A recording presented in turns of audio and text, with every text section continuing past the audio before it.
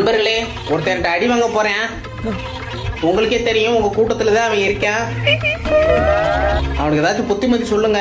கூடிய சீக்கிரத்துல அடி வாங்கிட போறேன். ஏன்னா ரொம்ப ஒம்பளுக்குறேன். ஒரு அளவுக்கு மேல போய்கிட்டு இருக்கேன். போட்டு தள்ளிடுவேன்.